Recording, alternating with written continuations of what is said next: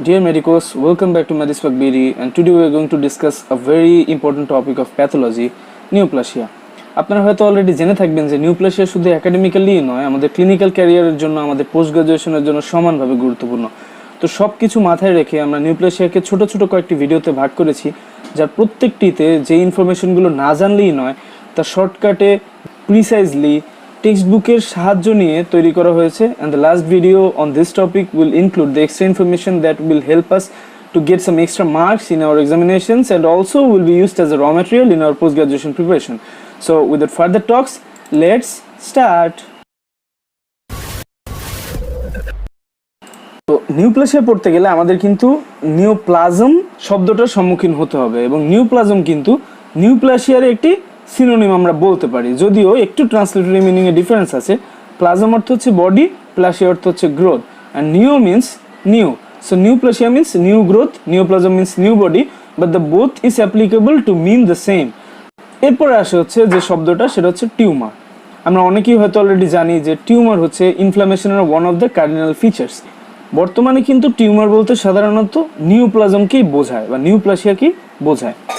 তো এবার আমাদের যেটা জানতে হবে সেটা হচ্ছে ডেফিনেশন অফ নিউপ্লাসিয়া। তো নিউপ্লাসিয়ার ডেফিনেশনের সাথে আমরা নিউপ্লাসিয়ার ক্যারেক্টারিস্টিকগুলো একসাথে জেনে নিব। প্রথমেই বলি নিউপ্লাসিয়া জিনিসটা কি। এটা হচ্ছে একটা অ্যাবনর্মাল টিস্যু মাস, যেটা আমাদের শরীরে কোনো অ্যাপিথেলিয়াল সারফেস বা কোনো অর্গান বা কোনো ক্যাভিটি সেখানে অ্যারাইজ করে। কিন্তু কিসের কারণে অ্যারাইজ করে? নিশ্চয়ই কিছু কাজ করবে এর পিছনে, কিছু ইটিওলজি থাকবে, কিছু কজ থাকবে, কিছু external stimuli, carcinogen and predisposing risk ফ্যাক্টরগুলোই কিন্তু এর ইটিওলজি হিসেবে কাজ করে। এগুলো ইন্ডিভিজুয়ালি কাজ করতে পারে অথবা কম্বাইন্ডলি কাজ করতে পারে। তো আলটিমেট রেজাল্ট হচ্ছে formation of an abnormal tissue mass. এবার এই অ্যাবনর্মাল টিস্যু মাসটিকে যদি আমাদের নিউপ্লাসিয়া হিসেবে ডিনোট করতে হয়, তাহলে কিন্তু একে কয়েকটা কন্ডিশন ফুলফিল করতে হবে। কী কী কন্ডিশন ফুলফিল করতে হবে? তার প্রথমটা হচ্ছে এর গ্রোথ রেটটা নর্মাল টিস্যুর গ্রোথ রেটের চেয়ে অনেক বেশি হওয়া লাগবে। সেকেন্ডলি, এদের গ্রোথের যে প্যাটার্নটা, সেই প্যাটার্নটা নর্মাল টিস্যুর গ্রোথ প্যাটার্নের চেয়ে টোটালি আলাদা হতে হবে, মানে কোনো কোঅর্ডিনেশন থাকবে না। আমরা জানি নর্মাল টিস্যুতে সোমাটিক সেল থাকে, গ্যামেটিক সেল থাকে, মাইটোসিস হয়, মিওসিস হয়, but they have a fixed pattern through which they grow and proliferate. কিন্তু নিউপ্লাস্টিক টিস্যু বা অ্যাবনর্মাল মাস অফ টিস্যু, এদের ক্ষেত্রে গ্রোথ প্যাটার্নের কোনো কোঅর্ডিনেশন থাকবে না, হ্যাফাজার্ডাসলি গ্রোথ হবে। So the last condition that has to be fulfilled by the abnormal mass of tissue to be denoted as the neoplasia is after cessation of the stimuli, all the second and third condition will continue.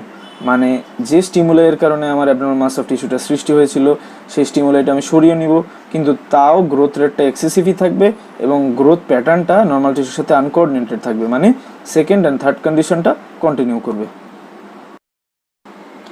তো এখান থেকে আমরা নিউপ্লাসিয়ার ডেফিনেশনটা clearly জেনে ফেলতে পারি, এবং নিউপ্লাসিয়ার ডেফিনেশনটা কিন্তু খুবই ইম্পর্টেন্ট, কারণ শুধু ভাইবা এনে পোস্ট গ্রাজুয়েশনও দরকার, এবং এমন একটি সংজ্ঞা যেটা যদি পারা যায় তাহলে কোনো ক্রেডিট নেই, কিন্তু না পারলে কিন্তু হিউজ একটা ডিসক্রেডিট আছে। এখন সংজ্ঞাটা অনেকটা ইজি হয়ে গেছে যে neoplasia is an abnormal mass of tissue the growth of which exceeds and is uncoordinated with that of the normal tissue and persist in the same excessive manner after cessation of the stimuli that evoke the change. একদম মুখের আগে রাখতে হবে। তো এবার আমাদের যেটা জানতে হবে সেটা হচ্ছে নিউপ্লাসিয়ার ক্লাসিফিকেশন। অনেকগুলো অ্যাঙ্গেলে নিউপ্লাসিয়াকে ক্লাসিফাই করা হয়, অনেকগুলো বেসিসে, বাট মোস্ট ইম্পর্ট্যান্ট হচ্ছে বিহেভিয়ারাল ক্লাসিফিকেশন, এবং এটাই আমাদের জানতে হবে। তো নাম থেকেই বোঝা যাচ্ছে ক্লাসিফিকেশনটা কিসের বেসিসে হচ্ছে, এটা কিভাবে গ্রোথ করছে বা কিভাবে ছড়াচ্ছে তার উপরেই এই ক্লাসিফিকেশনটা। তো দেখে নিই। তো বিহেভিয়ারাল ক্লাসিফিকেশন অনুযায়ী নিউপ্লাসিয়া হচ্ছে দুই প্রকার, একটা হচ্ছে বিনাইন নিউপ্লাসিয়া, একটা হচ্ছে ম্যালিগন্যান্ট নিউপ্লাসিয়া। বিনাইন এবং ম্যালিগন্যান্ট ওয়ার্ড দুটোর সাথে আমরা খুবই পরিচিত, এবং আমরা মোটামুটি জানি যে ম্যালিগন্যান্টটা বেশি খারাপ।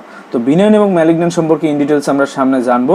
আপাতত বিনাইনের কয়েকটি এক্সাম্পল আমাদের মনে রাখতে হবে: squamous cell papilloma, adenoma, fibroma and lipoma, এগুলো ভুললে চলবে না। অ্যান্ড ম্যালিগন্যান্ট নিউপ্লাসিয়ার একটা এক্সাম্পল আপাতত মনে রাখি, স্কোয়ামাস সেল কার্সিনোমা। তো ম্যালিগন্যান্ট নিউপ্লাসিয়াটা অনেকটা পাশের বাসার আন্টির মতো, যে শুধু নিজের ঘরই পোড়ায় না, পাশের বাসায় গিয়েও কিন্তু ঠিকই নিন্দা করে বেড়ায়। তো যখন নিজের বাসায় ঝামেলা করে তখন তার নাম কি? Primary malignant neoplasia. যখন পাশের বাসা বা অন্য বাসায় যায় তখন হচ্ছে secondary malignant neoplasia. Primary malignant নিউপ্লাসিয়াটা হচ্ছে ওই যে অ্যাবনর্মাল টিস্যু মাস যেটা তৈরি হয়েছিল ডিরেক্ট কোনো স্টিমুলাইয়ের ইনফ্লুয়েন্সের কারণে, সেইটা মানে যেটা প্রথমে তৈরি হয়। প্রাইমারি ম্যালিগন্যান্ট নিওপ্লাসিয়াকে আবার দুই ভাগে ভাগ করা হয়, একটা হচ্ছে কার্সিনোমা, একটা হচ্ছে সার্কোমা। কার্সিনোমা হচ্ছে সেই সকল ম্যালিগন্যান্ট নিওপ্লাসিয়া যেগুলো মূলত এপিথেলিয়াল অরিজিন, আর সার্কোমা হচ্ছে সেগুলো যেগুলো মেসেনকাইমাল অরিজিন। তো মনে রাখার জন্য একটা সূত্র ইউজ করা যায় সিইও, যেটা not obviously chief executive officer but carcinoma which is epithelially derived. আর সার্কোমারটা কি? সার্কোমারটা হচ্ছে এসএমএস দিয়ে মনে রাখা যায়, sarcoma mesenchymal origin. You can use any of your techniques. Secondary নিওপ্লাসিয়াটা কোনটা? ওই যে প্রাইমারিটা যেখানে ছিল সেখান থেকে কিছু সংখ্যক নিওপ্লাস্টিক সেল বা নিওপ্লাস্টিক টিস্যু যদি কোনো না কোনোভাবে ট্রান্সপোর্ট হয়ে সেকেন্ডারি কোনো সাইটে গিয়ে ডিপোজিট হয় এবং সেখানে গ্রো করে এবং আরেকটা নিওপ্লাসিয়ার ক্যারেক্টারিস্টিক শো করে, তাহলে সেটা হচ্ছে সেকেন্ডারি নিওপ্লাসিয়া। কিন্তু এখানে কিন্তু কোনো স্টিমুলাইয়ের ডিরেক্ট ইফেক্ট নেই যেটা প্রাইমারিতে ছিল। যেমন ধরি একটা ম্যালিগন্যান্ট নিওপ্লাজমের প্রাইমারি সাইট ছিল হচ্ছে ব্রেস্ট। তো যদি সেখান থেকে কোনোভাবে সেটা কোনো ব্লাড ভেসেলে যায় বা বোনে যায়, তখন ওখানে গিয়ে যে ম্যালিগন্যান্ট নিওপ্লাজমটা তৈরি হবে সেটার নাম হচ্ছে সেকেন্ডারি ম্যালিগন্যান্ট নিওপ্লাজম। তো এই যে পাশের বাসার আন্টির এক বাসা থেকে আরেক বাসায় ভ্রমণ বা ছড়ানো, এইটা কিন্তু মেটাস্টেসিস বলে। তো মেটাস্টেসিস কি সামনে আমরা জানতে পারবো। তো নিওপ্লাসিয়া সম্পর্কে ডিটেলস পড়তে হলে আমাদের নিওপ্লাসিয়ার নামকরণটা জানতে হবে, কোন টিউমার, কোন ক্যান্সার, কোন কার্সিনোমা, কোনটাকে কি বলে। তো সেজন্য আমাদের প্রথমেই জানতে হবে বিনাইন টিউমারের নোমেনক্লেচার। বিনাইন টিউমারের ক্ষেত্রে নোমেনক্লেচার খুবই ইজি, জাস্ট যে সাইট অফ অরিজিন বা components of site of origin তার সাথে একটা সাফিক্স অ্যাড করতে হবে, যেটা হচ্ছে ওমা। তো যদি সাইট অফ অরিজিনটা হয় কোনো মেজেনকাইমাল টিস্যু অথবা টিউমারটা হয় কোনো মেজেনকাইমাল ডেরিভেটিভ, সেক্ষেত্রে ওই সাইট অফ অরিজিন বা সাইট অফ অরিজিনের কোনো কম্পোনেন্ট তার নেম ফ্রেজের সাথে ওমা অ্যাড করতে হবে। যেমন ধরি আমরা জানি সবাই মেজেনকাইমাল টিস্যু হচ্ছে আমাদের যে এমব্রায়োনিক কানেকটিভ টিস্যু, যেটা থেকে ফিউচার সব কানেকটিভ টিস্যুগুলো তৈরি হয়। সেখানে কিন্তু মেইন কম্পোনেন্ট হিসেবে থাকে কন্ড্রোসাইট, কন্ড্রোব্লাস্ট, গ্রাউন্ড সাবস্টেন্সের ভিতরে থাকে ফাইব্রোব্লাস্ট। তো এগুলোর নেম ফ্রেজ কিন্তু কন্ড্রো, ফাইব্রো। তো যখন এটা বিনাইন টিউমার তখন এটা নোমেনক্লেচারে কিন্তু এই নেম ফ্রেজগুলোর সাথে জাস্ট একটা সাফিক্স অ্যাড হয় ওমা। তখন কন্ড্রোর সাথে অ্যাড হয় ওমা, হয়ে যায় কন্ড্রোমা, ফাইব্রোর সাথে অ্যাড হয় ওমা, হয়ে যায় ফাইব্রোমা। তো বিনাইন টিউমারের মেজেনকাইমাল ভার্সনে কিন্তু নোমেনক্লেচারটা খুব ইজি, কিন্তু বিনাইন টিউমারের এপিথেলিয়াল ভার্সনে কিন্তু নোমেনক্লেচার একটু কমপ্লিকেটেড কোন হিসেবে? এখানে কিন্তু site of origin and component of site of origin ছাড়াও আরেকটা জিনিস নোমেনক্লেচারে অ্যাড করতে হয়, এবং তা হচ্ছে নিউপ্লাস্টিক টিস্যুটার সাইজ অর শেপ। যেমন স্কোমাস সেল প্যাপিলোমা, আমরা জানি বডিতে অনেক জায়গায় স্কোমাস সেল আছে। তো যদি দেখা যায় যে নিওপ্লাজমের কারণে স্কোমাস সেল বা স্কোমাস টিস্যুটার একটা সাইজ বা শেপের কনভার্সন হয়েছে, এটা ফিঙ্গার লাইক প্রজেকশন হয়েছে, তো এই ফিঙ্গার লাইক ওয়ার্টি প্রজেকশনটাকে বলে প্যাপিলা। তো তখন এই প্যাপিলার সাথে ওমা সাফিক্সটা অ্যাড করা হয় আর নাম দেওয়া হয় স্কোমাস সেল প্যাপিলোমা। কিন্তু ম্যালিগন্যান্ট নিওপ্লাজমের নোমেনক্লেচারটা কিন্তু কম্পারেটিভলি ইজি। মেজেনকাইমাল ম্যালিগন্যান্ট নিওপ্লাজমের সাইট অফ অরিজিনের সাথে সার্কোমা লাগালেই কিন্তু আমাদের ম্যালিগন্যান্ট নিওপ্লাজমের নোমেনক্লেচার হয়ে যাচ্ছে।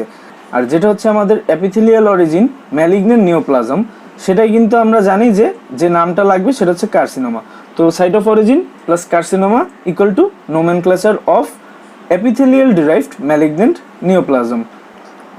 এবার এই নোমেনক্লেচারের কিন্তু কিছু এক্সেপশন আছে, যেমন কিছু ম্যালিগন্যান্ট টিউমার হওয়া সত্ত্বেও নোমেনক্লেচারের রুলস, মানে এদের যে স্ট্রাকচারের সাথে ওমা অ্যাড হবে সেটা ফলো করে না।